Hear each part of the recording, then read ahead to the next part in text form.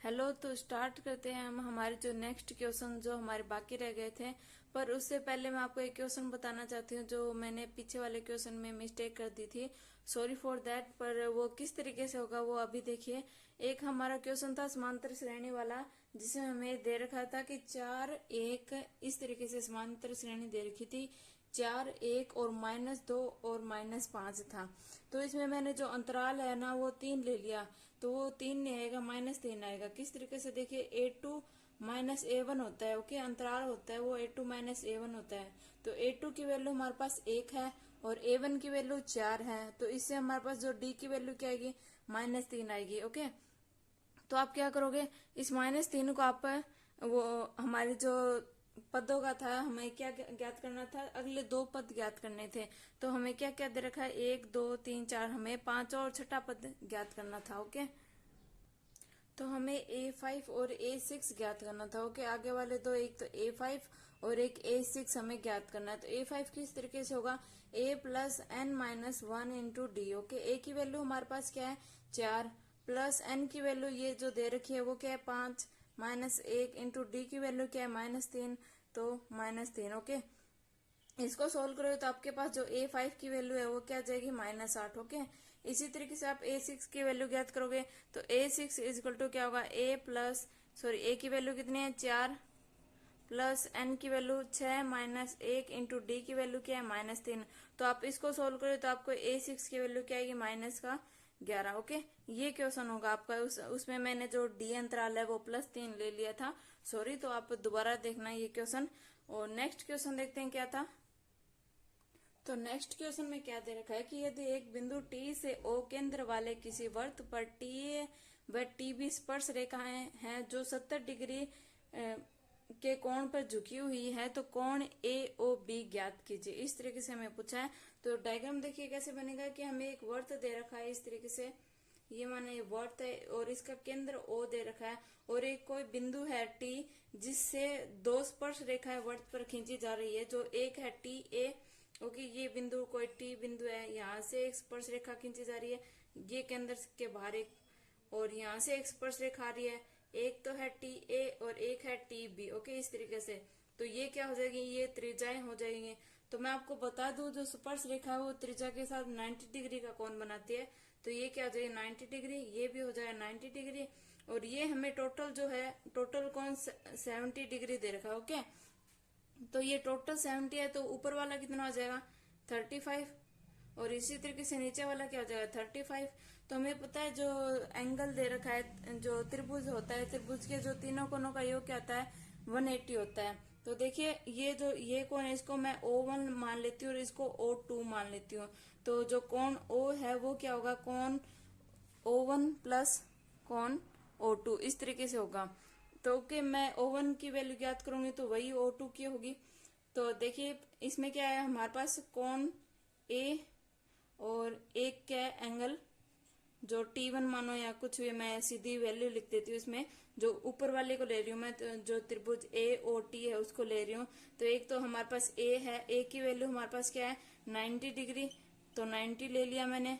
और जो नेक्स्ट है हमारे पास जो कोण ये T, ये कितना है, 35 डिग्री, और प्लस मैं O1 ज्ञात कर रही हूँ और इक्वल टू इनका योग कितना होता है, 180 डिग्री। ओके, तो इनको आप प्लस करोगे तो आपकी वैल्यू क्या आएगी, इसकी आएगी 125, प्लस में ये क्या हो जाएगा, एंगल O1 इक्वल टू क्या था, 180। ओके, इस तरीके से हमारा ये फॉर्मूला था। आगे देखिए क्या होगा। तो ये 125 इस साइड चला जाएगा तो O1 की वैल्यू हमारे पास क्या आ जाएगी, ये आ जाएगी 55। ओके, ये O1 की वैल्यू है। तो देखिए सेम एंगल नीचे वाले में एक 90 डिग्री, एक 35 और एक हमें O2 ज्ञात करना है। तो इसी तरीके से जो एंगल O2 की वैल्यू भी यही होगी। और हमें पूछा क्या है, एंगल AOB। तो हमें O की वैल्यू पूछे, तो इसमें O1 प्लस O2 होता है।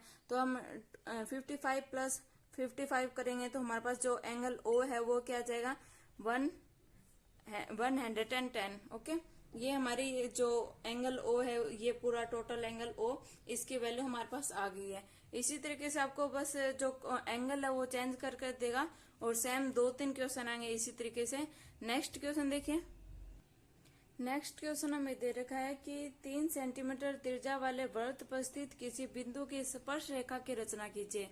तो आप किस तरीके से करोगे, आपको जो जो आप तरीके 3 सेंटीमीटर का एक वृत्त बनाओगे और स्पर्श रेखा खींचोगे, तो उस जो जो आपने काम किया वो इसमें लिखना होगा। ओके, तो पहले हम क्या करेंगे, 3 सेंटीमीटर का जो हमारे पास जो प्रकार होता है उसकी सहायता से हम 3 सेंटीमीटर जो त्रिज्या का एक वृत्त खींचते हैं। ओके, ये केंद्र O है, इसको वृत्त खींचा, और आप परिधि पर कोई भी बिंदु मान सकते हैं, फिर इसी बिंदु पर इस बिंदु को केंद्र मान इस बिंदु पर आप एक 90 डिग्री बनाते हुए एक रेखा और खींचोगे। यहाँ पर आप जो चांदा होता है उसके सहायता से, चांदे की सहायता से आप यहाँ पे 90 डिग्री का कोण बनाते हुए एक रेखा खींचोगे। इस तरीके से आएगी वो एक रेखा। ओके, जो त्रिज्या है आपकी उसके साथ 90 डिग्री का कोण बनाएगी। अगर आप उस केंद्र को यहाँ पर मान रहे हो तो यहीं पर आप इसको 90 डिग्री का इस बिंदु पर 90 डिग्री की एक रेखा खींचोगे। ओके, 90 डिग्री का कोण बनाते हुए एक लंबवत रेखा खींचोगे, तो ये भी आपकी स्पर्श रेखा होगी, और इस तरीके से भी ये स्पर्श रेखा होगी। जो जो आपने इसमें वर्क किया है वो आपको एक दो बिंदु में बताना है कि हमने जो 3 सेंटीमीटर एक वृत्त बनाया, और उसके अंदर जो हमारे पास जो OA है, तो A पर चांदे की सहायता से हमने 90 डिग्री की एक रेखा खींची, जो वृत्त पर क्या है, स्पर्श रेखा है। ओके, इस तरीके से आपको बताना है। और जो OA है हमारी वो है 3 सेंटीमीटर। ओके, और जो हमारे जो इस आप PQ एक स्पर्श रेखा खींचते हैं जो त्रिज्या के साथ 90 डिग्री का कोण बना रही है। ओके, इस तरीके से आपको जो 1 नंबर में क्वेश्चन आता है तो 2-3 लाइनें लिखनी है। ओके, नेक्स्ट क्वेश्चन देखिए। नेक्स्ट क्वेश्चन में देखिए कि त्रिज्या R वाले वृत्त के एक त्रिज्या खंड जिसका कोण अंशों में थीटा है, तो क्षेत्रफल लिखिए क्या होगा। ओके, तो आप देखिए एक वृत्त है, त्रिज्या खंड किसे कहते हैं, पहले ये देखिए एक वृत्त है जो 2 त्रिज्याओं और एक चाप से, जो संगत चाप होता है इससे घिरा, ये 2 त्रिज्या होगी। एक तो ये O केंद्र हो गया। ओके, एक OA त्रिज्या आपकी, और एक जो आपकी जो त्रिज्या मैंने क्या ले ली, OB। ये 2 त्रिज्या है, यहाँ पे कोई एंगल बना रही है, और ये हमारा क्या है, चाप है। तो ये किसी चाप से परिबद्ध हो और जिसमें 2 त्रिज्या हो, तो ये जो संरचना होती है ये क्या कहलाता है, ये होता है त्रिज्या खंड। ओके, ये होगा त्रिज्या खंड। इस तरीके ये कोई भी एंगल है आपका। तो अब हमें देखिए, अगर ये जो एंगल है वो 360 डिग्री का होगा, ये पूरा इस तरीके से होगा, इस तरीके से, तो 360 का होगा तो ये पूरा क्षेत्रफल कवर करेगा। तो ये क्या बनेगा, वृत्त बन रहा है, तो वृत्त का क्षेत्रफल आपको पता है। तो देखिए अगर कोण के जो अंशीय माप होते हैं, इसमें थीटा का पूछा हमें, तो हम देखेंगे कि कोण का अंशीय माप अगर 360 हो, ओके, अगर हम 360 लेते हैं तो ये पूरा वृत्त बन रहा है। तो आपको पता है कि जो वृत्त का क्षेत्रफल क्या होता है, πr²। तो इसकी वैल्यू ये क्या होगा, πr²। इसी तरीके से ये 360 डिग्री था, अगर 1 डिग्री होगा तो क्या होगा, πr² अपॉन 360। और इसी तरीके से अगर हमें जो अब ये इसने क्या दे रखा है, अगर कोई और थीटा दे रखा हो, तो अब हम जो अंशीय माप थीटा पर देखें तो क्या होगा, अंशीय माप थीटा हो तो थीटा डिग्री, तो क्या हो जाएगा, πr² थीटा अपॉन क्या हो जाएगा, 360। तो यही आपका क्या होता है, एक त्रिज्याखंड का सूत्र होता है। जो त्रिज्याखंड की वैल्यू आपको पूछता है तो आपको ये फॉर्मूला यूज करना होता है, ये होता है त्रिज्याखंड का। ओके, तो आपको ये फॉर्मूला याद रखना होगा। देखिए पहले हमें जो पूरा हम 360 डिग्री का अंशीय माप लेते हैं, तो ये हमारा वृत्त बना है, तो वृत्त का क्षेत्रफल क्या होता है, πr²। अगर 1 डिग्री हो तो क्या होगा, πr² अपॉन 360। अगर ये अंशीय माप हमें कोई थीटा में दे रखा हो तो क्या हो जाएगा, πr² 360 मल्टीप्लाई थीटा। ओके, इसे πr² थीटा बटे 360। इस तरीके से हमारा ये त्रिज्याखंड का फॉर्मूला बनेगा। ओके, नेक्स्ट क्वेश्चन देखिए। नेक्स्ट क्वेश्चन देखिए, हमें क्या दे रखा है कि 44 सेंटीमीटर परिधि वाले वृत्त का क्षेत्रफल ज्ञात कीजिए। ओके, तो हमें जो वृत्त की परिधि क्या दे रखी है, वृत्त की परिधि इक्वल टू हमें दे रखा है 44 सेंटीमीटर। ओके, तो आपको पता है वृत्त की परिधि क्या होती है, वृत्त की परिधि होती है 2πr इक्वल टू क्या हो गया, 44। तो यहाँ से हम r की वैल्यू ज्ञात कर सकते हैं। तो r की वैल्यू क्या आएगी, 44 बटे 2 पाई। पाई की वैल्यू क्या होती है, पाई की वैल्यू होती है 22 बटे 7। तो क्या हो जाएगा 22, और ऊपर चली जाएगी 7। तो आप इसको काटोगे तो आपके पास जो वैल्यू क्या बचेगी, आर की वैल्यू क्या आ जाएगी 7। ओके, तो हमारे पास आर की वैल्यू 7 आ गई है। और हमें बताना क्या, वर्त का क्षेत्रफल। तो आपको पता है वर्त का क्षेत्रफल क्या होता है, पाई आर स्क्वायर। ओके, तो वर्त का क्षेत्रफल देखिए पाई आर स्क्वायर। तो पाई की वैल्यू क्या हो गई 22/7 और आर की वैल्यू हमारे पास थी 7 इंटू 7। तो 7 से 7 कैंसिल आउट, तो हमारे पास जो वर्त का क्षेत्रफल है वो क्या आ जाएगा 154। ओके, ये हमारे पास वर्त का क्षेत्रफल आ गया। ये मैं बताना था, परिधि हमें दे रखी थी, परिधि से हमने त्रिज्या ज्ञात की और त्रिज्या से हमने वर्त का क्षेत्रफल ज्ञात किया। ओके, नेक्स्ट क्वेश्चन देखिए। तो नेक्स्ट क्वेश्चन आपको क्या दे रखा है कि यदि एक छात्र द्वारा एक प्रश्न हल करने की प्रायिकता 2/3 है तो छात्र द्वारा प्रश्न हल नहीं करने की प्रायिकता ज्ञात कीजिए। तो इस तरीके से हमें दे रखा है कि छात्र द्वारा एक प्रश्न हल करने की जो प्रायिकता है, जो मैं पी ए मान लेती हूँ, यहाँ पे पी बी का कोई रोल नहीं है क्योंकि हमें सिर्फ एक ही छात्र के बारे में पूछा है, वह प्रश्न हल कर रहा है और नहीं कर रहा है। ओके, तो इसमें देखिए जो मैं पी ए की वैल्यू मान लेती हूँ ये 2/3। ओके, जो हमें दे रखी है ये क्या है, हल करने की प्रायिकता। और छात्र द्वारा हल नहीं करने की प्रायिकता तो क्या हो जाएगी पी ए डैश, देखिए वो हमें ज्ञात करनी है। तो मैंने आपको बताया था जो कुल प्रायिकता का योग क्या होता है 1 होता है। तो हम टोटल प्रायिकता के योग में से जो हमारा हल करने की प्रायिकता है वो माइनस करेंगे तो हल नहीं करने की आ जाएगी।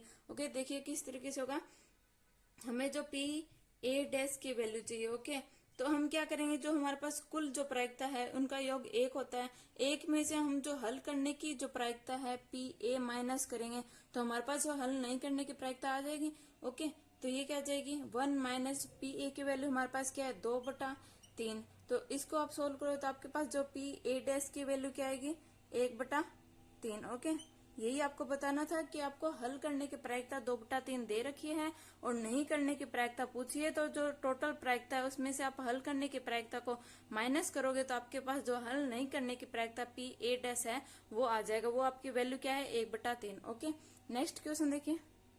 नेक्स्ट आपको सर्वांतर पूछा है 7, 5, 3, 1 और -1। इस तरीके से आपको समांतर श्रेणी दे रखी है, एक 7 दे रखा है, 5 और 3, 1 और -1 और -3। ओके, इस तरीके से आपको दे रखा है। और जो सार्वंतर डी आपको पूछा है, ओके, तो डी इजकल टू क्या होता है A2 माइनस A1।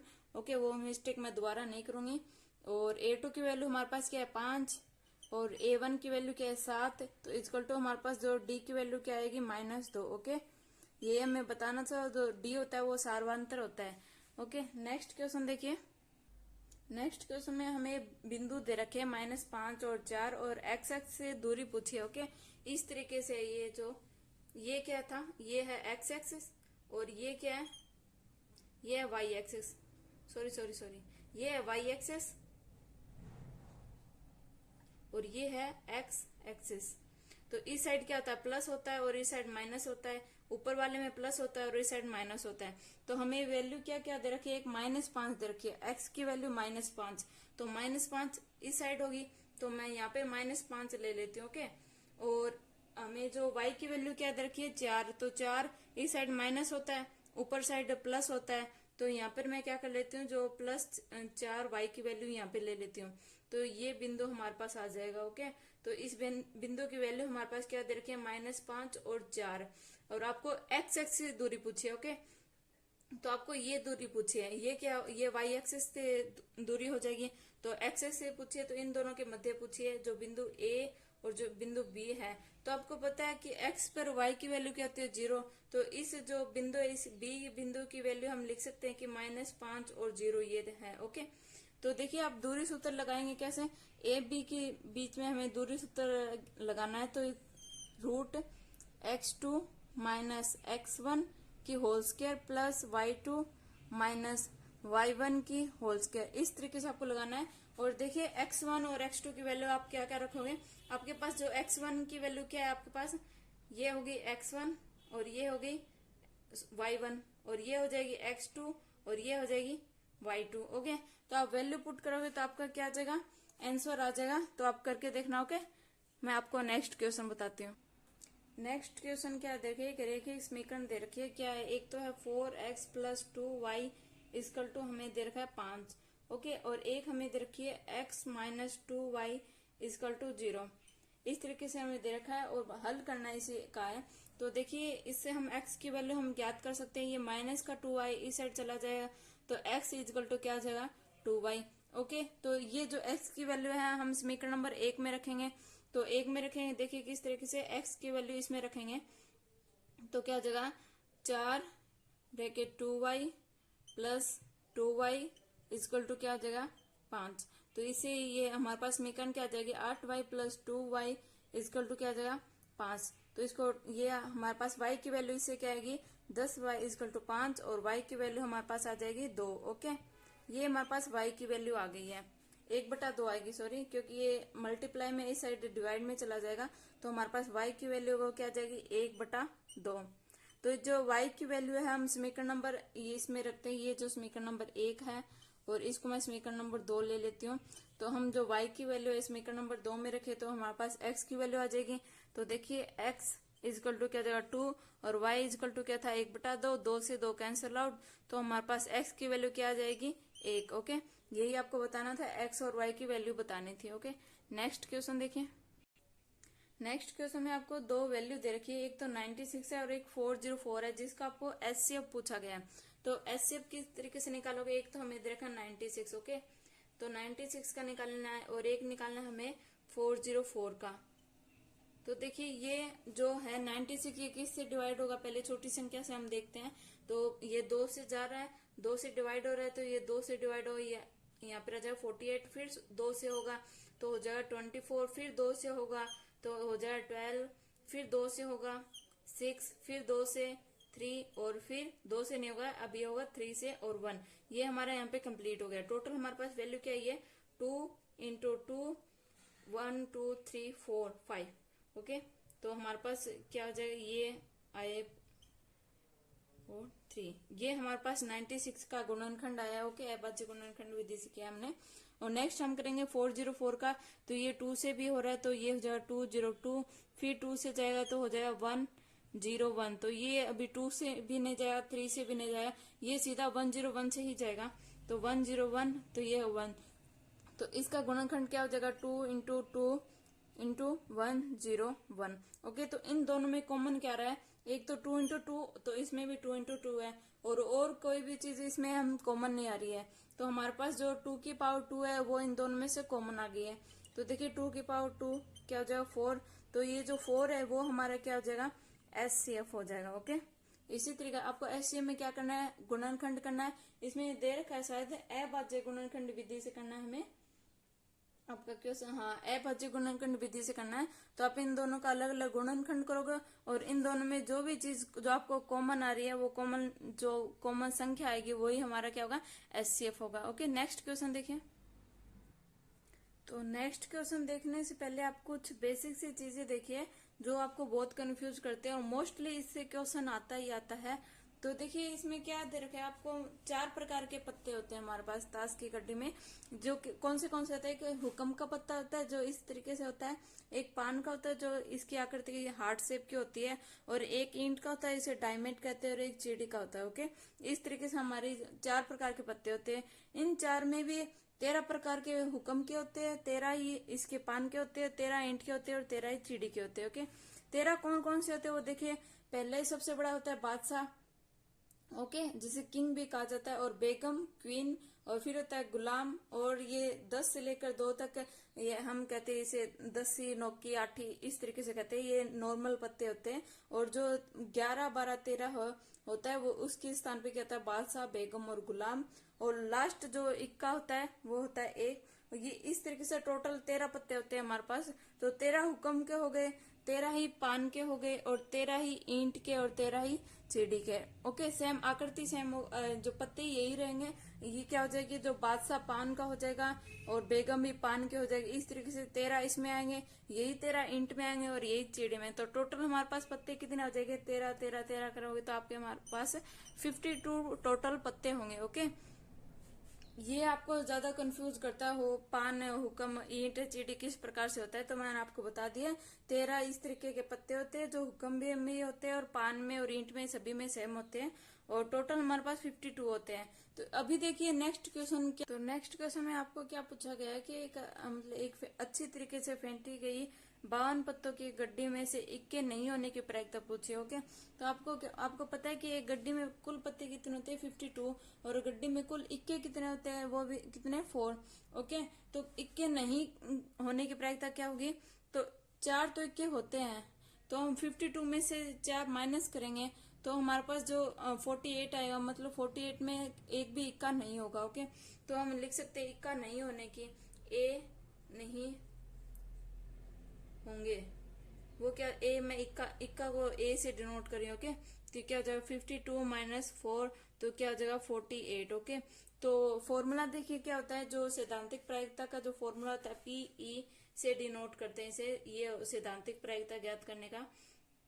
तो क्या ई के अनुकूल, ई हमारे जो हमें जो कंडीशन दे रखी है कि जैसे कि जो एक गड्डी की दे रखी है, हमें गड्डी में 52 पत्ते हैं, और उस तरीके से कुल जो है ई के अनुकूल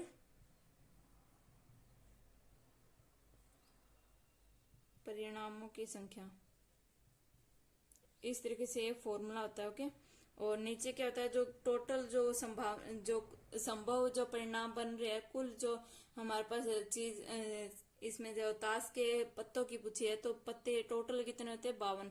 तो इसी तरीके से जो टोटल जो कंडीशन होगी वो यहाँ पर आ जाएगी, जो हमने जो दे रखी है प्रयोग में, कुल संभव परिणामों के, आप समझ जाओगे।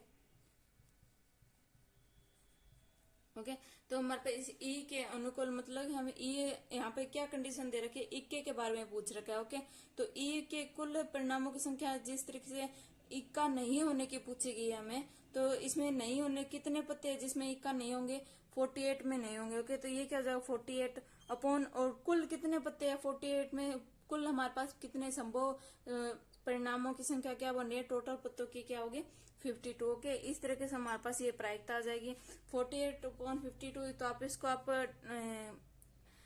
डिवाइड करोगे तो आपके पास जो काट के आपके पास क्या बचेगा 12/13। ओके, ये आपके पास जो ए के इक्का नहीं होने की प्रायिकता क्या आ जाएगी 12/13। ओके, किस तरीके से दोबारा देखिए, टोटल हमारे पास जो पत्ते हैं वो कितने होते हैं 52, और एक गड्ढे में कुल पत्ते कितने होते हैं 4। तो इक्का कितने नहीं होंगे कि हम 52 में से 4 माइनस करें तो 48 पत्तों में एक भी इक्का नहीं होगा। ओके, तो देखिए जो प्रायिकता सैद्धांतिक प्रायिकता क्या होती है, ई के अनुकूल परिणामों की संख्या बटे कुल परिणामों की संख्या। ओके, तो अनुकूल परिणाम हमारे पास क्या है 48, और कुल परिणाम क्या है 52। तो आप इसको डिवाइड करोगे या कैंसल आउट करके जो भी आपके पास वैल्यू आएगी वो क्या आएगी 12/13। ओके, ये है प्रायिकता। ओके, ये नेक्स्ट क्वेश्चन देखिए। नेक्स्ट क्वेश्चन में आपको क्या दे रखा है कि एक के 5 और 4 रेखाखंड पी क्यू का मध्य बिंदु है और क्यू के निर्देशक 2 और 3 है, तो पी के निर्देशक ज्ञात कीजिए। देखिए वही क्वेश्चन है जो मैंने आपको पीछे करवा दिया है, सेम उसी तरीके से है, क्योंकि मैं पिछले 10 साल के क्वेश्चन लाई हूँ, क्वेश्चन पेपर के क्वेश्चन लाई हूँ, जो बार बार में यही रिपीट हो रहे हैं, तो अब की साल भी यही रिपीट हो गए। बहुत सारे क्वेश्चन है, आई होप आज के वीडियो में हो जाए, नहीं तो नेक्स्ट वीडियो में जरूर कंप्लीट हो जाएगा। तो ये क्वेश्चन देखिए, इसी तरीके से आपको जो जितने भी मैंने आपको पीछे क्वेश्चन कराए हैं, सिर्फ आपको नंबर्स चेंज कर कर सेम क्वेश्चन वापस रिपीट हो रहे हैं हर साल में। ओके, ये शायद 2013 में रिपीट हुआ है वापस। तो देखिए किस तरीके से होगा, हमें जो पी क्यू दे रखा है उसमें क्या दे रखा है, पी क्यू एक रेखाखंड है और इसमें के मध्य बिंदु है। इस तरीके से एक पी और क्यू और के क्या है, इसमें मध्य बिंदु है, और इसकी वैल्यू हमारे पास क्या है 5 और 4। ओके, मैं आपको इसका हिंट दे देती हूँ और आप कर लेना, मैं फॉर्मूला भी बता दूंगी वो भी आप कर लेना, सेम उसी तरीके से है y2। ओके, तो आपके पास जो मध्य बिंदु का फॉर्मूला क्या होता है, मध्य बिंदु का फॉर्मूला, इसकी वैल्यू आपको क्वेश्चन में दे रखी है, क्या दे रखी है देखिए, एक बिंदु क्यू के निर्देशांक आपको दे रखे हैं, पी के नहीं दे रखे हैं, क्यू के क्या है 2 और 3, तो ये हो गया x2 और ये हो गया y2। ओके, तो आपके पास x और y मध्य बिंदु ज्ञात करने का फॉर्मूला होता है x1 प्लस x2 अपॉन 2 और dot y1 plus y2 upon 2।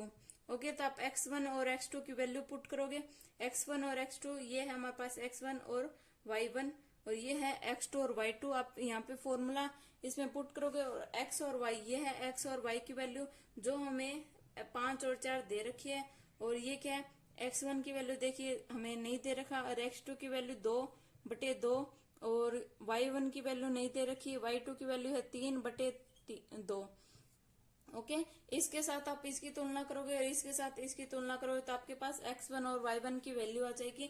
Okay, वो वैल्यू क्या आएगी, वैल्यू आपके पास 8 और 5 आएगी। ओके, तो ये आप करके देखना, ये जरूर हो जाएगी। 8 और 5 आपकी वैल्यू आएगी। आप इसको करोगे तो ये डिवाइड में इस साइड मल्टीप्लाई में चला जाएगा, तो ये हो जाएगा x1 + 2 = 10, और इस साइड जाएगा तो 8 है, तो x1 की वैल्यू 8 आएगी। ओके, सेम उसी तरीके से, और मैंने आपको थोड़ा हिंट दे दिया है। नेक्स्ट क्वेश्चन देखिए। नेक्स्ट आपको मैं एक एक वन लाइनर क्वेश्चन बता रही हूँ कि एक क्वेश्चन देखिए, किसी प्रयोग में सभी प्रारंभिक गणनाओं की प्रायिकता का योग क्या होता है, 1 होता है। ओके, और नेक्स्ट क्वेश्चन देखिए, 7 पेंसिल व 5 पेन का कुल योग 29 है, तो इनका बीज गणितीय रूप लिखिए। तो क्या हो जाएगा, 7x + 5y = क्या हो जाएगा, 29। ओके, ये 2 क्वेश्चन है, ये बिल्कुल ही छोटे छोटे क्वेश्चन है, तो मैंने आपको बता दिया है। और एक ये दे रखा कि यदि एक वृत्त की त्रिज्या r 14 सेंटीमीटर है तो वृत्त का क्षेत्रफल ज्ञात कीजिए। तो आपको पता है वृत्त का क्षेत्रफल क्या होता है, πr²। तो आप r की वैल्यू पुट करोगे तो आपके पास है ये वृत्त का क्षेत्रफल आ जाएगा। ओके, नेक्स्ट है वाहनों के लिए PUC का पूरा नाम बताइए। तो PUC के फुल फॉर्म क्या है, pollution under control certificate. Okay, ये क्वेश्चन सिर्फ एक ही साल में आया था, वो शायद 2011 या फिर 12 में है, और बाकी नहीं पूछा गया था ये। और नेक्स्ट क्वेश्चन आपको ये दे रखा है कि 2x + 2 = 7x + 2। तो आप 2 को अंदर मल्टीप्लाई कराओगे और 7 को अंदर मल्टीप्लाई कराओगे तो x की वैल्यू आप ज्ञात कर सकते हो कि सिंपल सा है, ये भी आपसे हो जाएगा। नेक्स्ट है कि 3 cos 30 डिग्री - 4 cos की क्यूब 30 डिग्री। तो आपको पता है cos 30 की वैल्यू क्या होता है, √3/2 होता है। ओके, cos 30 की वैल्यू, तो आप उसकी वैल्यू रखोगे, cos 30 की वैल्यू रखोगे तो आपके पास ये भी हो जाएगा। ओके, तो आप cos 30 की वैल्यू रखोगे तो ये माइनस होकर पूरे वैल्यू 0 आ जाएगी। और नेक्स्ट में क्या है कि sec 36 degree upon cos sec 54 degree minus, ये भी मैंने आपको बहुत बार करा दिया है, मैं आपको फिर से बता रही हूँ। आपको यहाँ sec या cosec किसी एक को चेंज करोगे, कैसे चेंज करोगे, sec 90 - थीटा, या फिर आप करोगे कोसेक को चेंज कर रहे हो तो आप sec 90 - थीटा का फॉर्मूला लगाओगे। अगर आप sec को चेंज कर रहे हो तो कोसेक 90 - थीटा का लगाओगे। ओके, इस तरीके से ये भी हो जाएगा। और क्या पूछा है, और नेक्स्ट क्वेश्चन देखिए किस तरीके से है, सिंपल सा क्वेश्चन। मैं आपको सिंपल जो वन लाइनर क्वेश्चन है जो आप सीधे ही आपको बता सकते हो। तो एक क्वेश्चन है कि कोसेक A = दे रखा है 17/8। ओके, और आपको tan A की वैल्यू बतानी है।